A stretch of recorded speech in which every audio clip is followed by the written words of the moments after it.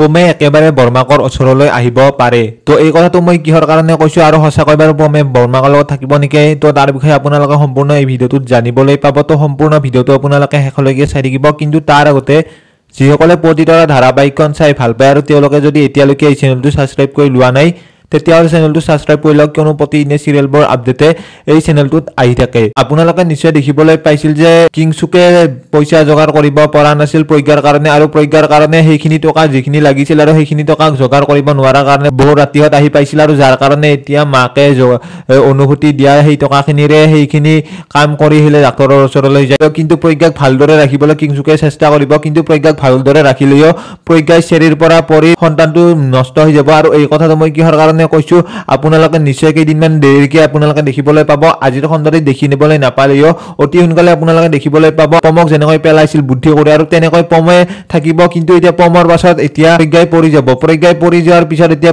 পমেটো আটা পাৰিব, কিন্তু এতিয়া প্ৰজ্ঞা আটা পাৰিলেও সেইটো প্ৰজ্ঞাৰ কাৰণে বেয়া হ'ব, আৰু লগতে প্ৰজ্ঞাই বাচিলেও সন্তানটো হয়তো পিছলৈ যাই নাবাচিব পাৰে, অৰ্থাৎ সন্তানটোৰ মৃত্যু হ'ব পাৰে। আৰু যিহেতু এতিয়া অনুভূতিৰ হাতেৰে একো বস্তু খাব বিচৰা নাই, আৰু যিহেতু দেউতাকে ঘৰত থাকিব লাগিব বিচনাতে, আৰু বিচনাত থকাৰ কাৰণে এতিয়া একো বস্তু যিহেতু নিজে লৈ খাব নোৱাৰে, আৰু সেইবাবে এতিয়া অনুভূতিয়ে সেইবোৰ বস্তু বনাই দিব যিবোৰ এতিয়া ভাল পায়, আৰু সেইবোৰ এতিয়া বেদে আহিলে খাম বুলি ভাবিব। কিন্তু এতিয়া অনুভূতিয়ে বনাই থৈ দিব, আৰু যাৰ ফলত এতিয়া সেইবোৰ বনাই থোৱাৰ কাৰণে অনুভূতিয়ে দিয়া বস্তুবোৰ মনে মনে খাবলৈ চেষ্টা কৰিব, আৰু অনুভূতিয়ে থৈ যোৱাৰ পিছত অনুভূতিয়ে মনে মনে চাই থাকিব।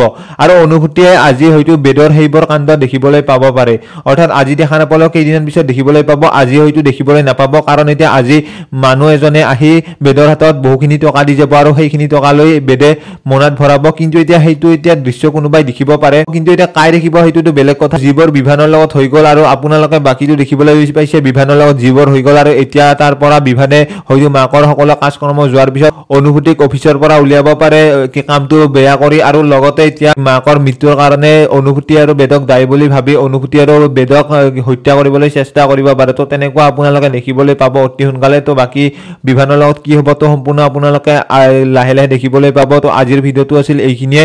যিসকলে ভিডিঅ'টো চাই ভাল পালে তেওঁলোকে লাইক এটা কৰি দিয়াৰ লগতে কমেণ্ট কৰি জনাবলৈ নাপাহৰিব। লগ পাম এটা এনেকুৱা নতুন ভিডিঅ'ৰ সৈতে। তো আজিৰ ভিডিঅ'টো এইখিনিয়ে।